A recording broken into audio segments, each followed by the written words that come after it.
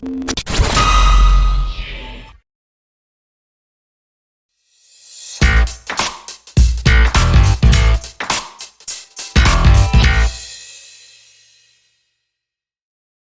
Guys, welcome to my YouTube channel. मेरा नाम है Nidhi and I am an exporter.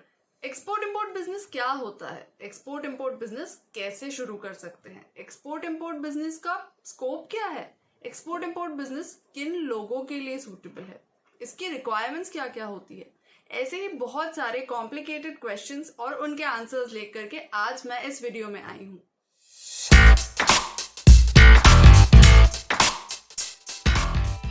What is exports? Exports क्या होता है? Exports is basically sending goods from our country to other countries. जब हमारे देश से कोई भी प्रोडक्ट, कोई भी कमोडिटी को बाहर भेजते हैं लीगल वे में, लीगल तरीके से, सारे डॉक्यूमेंटेशंस के साथ, उसे हम एक्सपोर्ट्स कहते हैं।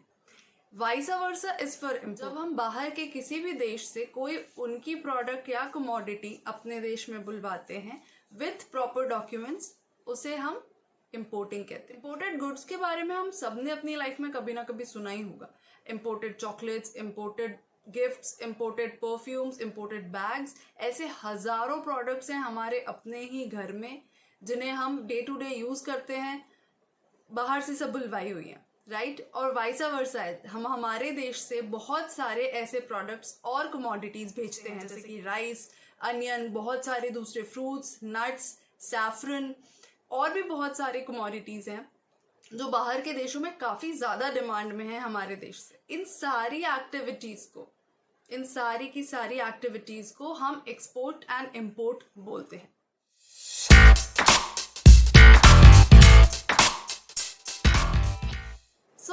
एक्सपोर्ट बिजनेस कौन कर सकता है? एक्सपोर्ट बिजनेस में बेसिकली दो टाइप के एक्सपोर्टर्स होते हैं। One is manufacturer exporter and the second one is merchant exporter. Manufacturer exporters कौन होते हैं? मैन्युफैक्चरर एक्सपोर्टर्स वो लोग होते हैं जिनकी या तो खुद की फैक्ट्री है जहां पर वो प्रोडक्ट्स को बना रहे हैं, या फिर कोई फार्मर जो अपने गुड्स खुद उगा रहा है, यानी अपना खुद का फार्म है, अपना खुद का फ्रूट फार्मिंग कर रहा है, अपना खुद का जो प्रोडक्ट मैन्युफैक्चर करे और उसको बाहर भेजे, वो हो गया मैन्युफैक्चरर एक्सपोर्टर। अगर आप एक किसान हैं या आप कुम्हार हैं या आप कोई भी प्रोडक्ट, आपकी फैक्ट्री है, अगर आप मैन्युफैक्चर करते हैं, बहुत इजीली आप एक्सपोर्ट्स कर सकते हैं। नेक्स्ट आते हैं मर्चेंट एक्सपोर्टर्स। मर्चेंट एक्सपोर्टर्स वो होते हैं जो खुद कोई भी प्रोडक्ट या कमोडिटी मैन्युफैक्चर नहीं कर सकते, प्रोड्यूस नहीं कर सकते, लेकिन जो प्रोड्यूसर्स होते हैं उनसे ले करके और फॉरेन कंट्रीज में ट्रेड करते हैं। इसे हम सिंपल भाषा में ट्रेडिंग भी बोल सकते हैं। एक्सपोर्ट्स बिजनेस कोई भी शुरू कर सकता है, चाहे वो कोई स्कूल स्टूडेंट हो, कॉलेज स्टूडेंट हो, कोई फैक्ट्री में काम करने वाला एम्प्लॉय हो या फैक्ट्री का ओनर। अगर आपको सही गाइडेंस मिल जाए, अगर आपके पास सारी नॉलेज हो, तो आप बहुत इजीली अपना एक्सपोर्ट्स बिजनेस शुरू कर सकते हैं।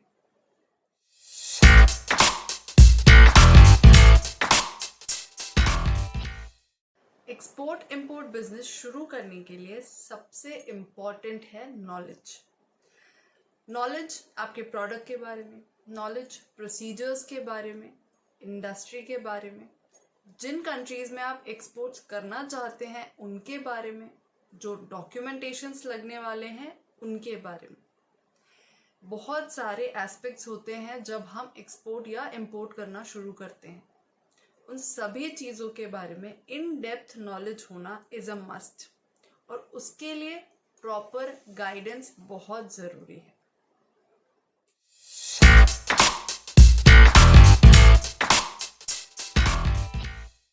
नॉलेज के बाद सबसे इम्पॉर्टेंट चीज़ आती है प्रोडक्ट सिलेक्शन। बाकी किसी दूसरे बिजनेस की तरह यहाँ भी आपको अपना प्रोडक्ट चूज करते टाइम बहुत सारे फैक्टर्स को ध्यान में रखना होगा। प्रोडक्ट जब आप चूज करते हैं तो बहुत इम्पॉर्टेंट है कि आप ये सोच लें कि आप उस प्रोडक्ट को सप्लाई कहाँ से करवाएंगे। अगर आप खुद मैन्युफैक्चर नहीं करते हैं तो आपको अपने लिए सप्लायर्स ढूंढने पड़ेंगे। आप उन प्रोडक्ट्स को भेजेंगे कहाँ, यानी कि कौन से देश पोटेंशियल बायर्स हैं उन प्रोडक्ट्स के लिए, उसकी पूरी मार्केट रिसर्च करना बहुत ज़रूरी है। उस प्रोडक्ट को भेजने के लिए, आपको बिजनेस करने के लिए बजट क्या है। जो कुछ भी आपका बजट हो, वो कंसाइनमेंट जो होगा, वो जो बिजनेस होगा, वो उसमें फिट इन होना चाहिए। फॉर एग्जाम्पल, अगर आपका बजट 1 लाख रुपए है तो आप उस 1 लाख रुपए से फ्रेश फ्रूट्स एंड वेजिटेबल्स का बिजनेस शुरू कर सकते हैं।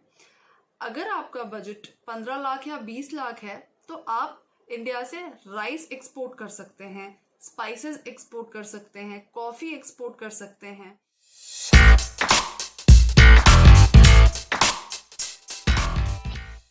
कंपनी सेटअप करने के लिए आप अपने नियरेस्ट सीए से कांटेक्ट कर सकते हैं।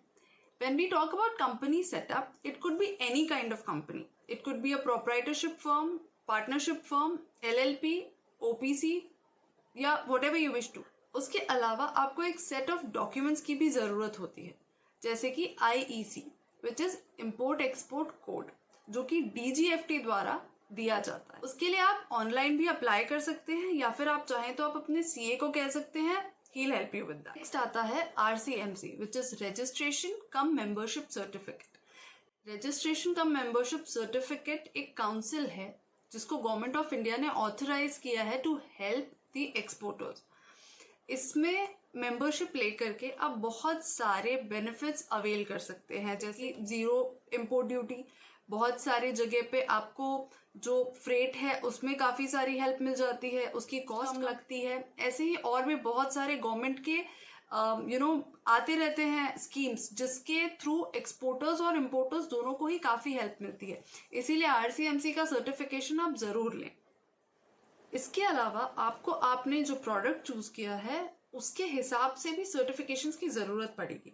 फॉर एन इंस्टेंस, अगर आपका प्रोडक्ट कोई एग्रीकल्चरल गुड है या एग्रीकल्चरल प्रोडक्ट या कमोडिटी है, जैसे राइस या फ्रूट्स या वेजिटेबल्स, हर्ब्स, स्पाइसेस, इस टाइप के प्रोडक्ट के लिए आपको अपेडा का सर्टिफिकेट लगेगा। आपको फसाई का भी रजिस्ट्रेशन लेना पड़ेगा। इसके अलावा आपको ISO के रजिस्ट्रेशंस भी लेने होंगे जो कि सर्टिफाई करेंगे कि आपका प्रोडक्ट क्वालिटी प्रोडक्ट है।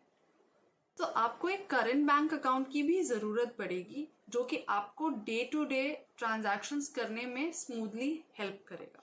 आपका जो नॉर्मल बैंक अकाउंट है उसके अलावा आप चाहें तो उसी बैंक में या किसी दूसरे बैंक में जो भी सूटेबल हो उसमें आप एक करंट बैंक अकाउंट ज़रूर खुलवाएं।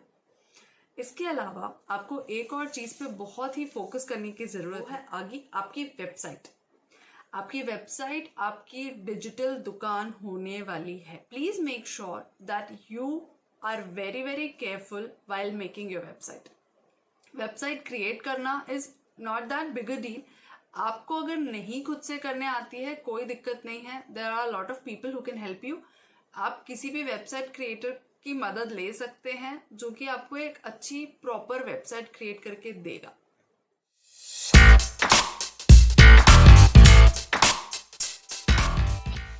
प्रोडक्ट चूज करने के बाद, कंपनी सेटअप करने के बाद इम्पॉर्टेंट ये है कि हम हमारे प्रोडक्ट के लिए मार्केट रिसर्च करें।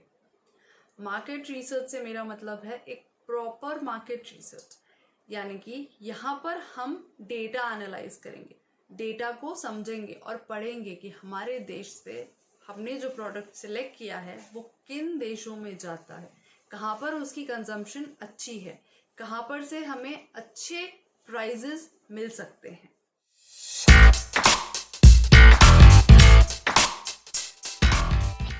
मार्केट रिसर्च करते वक्त हमें मेक श्योर करना है कि हम हमारे लिए एक चेकलिस्ट बना लें।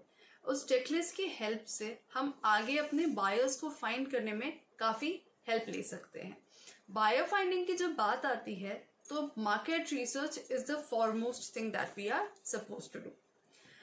When we talk about buyer finding, buyer find करने के लिए इम्पॉर्टेंट ये है कि हमारे पास डेटा हो। अब वो डेटा हमें कहाँ से मिलेगा? उसमें 2-3 बेसिक पॉइंट्स हैं। पहला तो ये कि हम चाहें तो हम वो डेटा परचेज करें। There are a lot of other companies who help us find buyers through their data. The only thing is we have to purchase it. So एक एवरेज बजट आप लेकर के चल सकते हैं अराउंड 1 लाख रुपीज का। 1 lakh to 1.5 lakh rupees में आपको वो डेटा मिल सकता है। उसके अलावा अगर आप फ्री में डेटा चाहते हैं तो आप इंडियन एम्बेसीज को कांटेक्ट कर सकते हैं। इंडियन एम्बेसीज जो फॉरेन कंट्रीज में हैं उनके पास सारा बायर डेटा होता है। हमारे देश से किए गए हर ट्रेड का डेटा उनके पास होता है। वो डेटा आप उनसे ईमेल के थ्रू बुलवा सकते हैं। वो आपको बहुत हेल्प करेगा वहाँ के एग्जिस्टिंग बायर्स को ढूंढने में, उनसे कांटेक्ट करने में।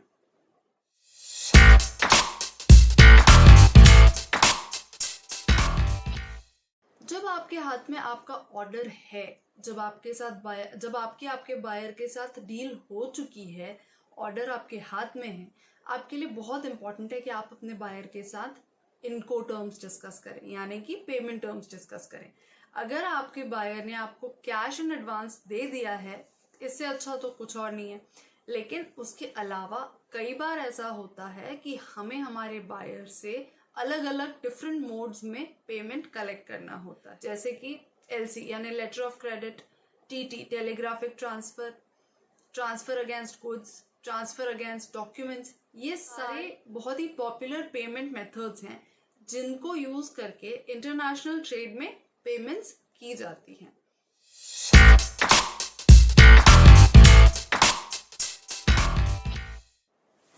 सो गाइज, ये मेरी एक छोटी सी कोशिश है एक्सपोर्ट इंपोर्ट बिजनेस को आप सबके लिए थोड़ा इजी बनाने का।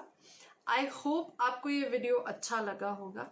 मैं इस चैनल पे एक्सपोर्ट इंपोर्ट से रिलेटेड और वीडियोस पोस्ट करती रहूंगी। जैसे हमने इस वीडियो में छोटे टॉपिक्स को कवर किया है एक साथ में, वैसे ही मैं इन टॉपिक्स के ऊपर और इलैबोरेटेड वीडियोस बनाऊंगी, जैसे कि हम अपना प्रोडक्ट कैसे चूज करें, हम कैसे गवर्नमेंट बेनिफिट्स ले सकते हैं, हम अपने लिए बायर्स कैसे फाइंड कर सकते हैं। ये सारे टॉपिक्स मैं और अलग अलग वीडियोस में कवर करूंगी। आई होप आपको ये वीडियो अच्छा लगा होगा। प्लीज इस वीडियो को लाइक करें, शेयर करें, हमारे चैनल को सब्सक्राइब करें और बेल आइकन जरूर दबाएं ताकि जब नेक्स्ट वीडियो आए तो आप मिस ना कर पाएं। आई होप आपके बिजनेस में, आपकी लाइफ में इस वीडियो से कुछ पॉजिटिव चेंज आया होगा। Happy exporting.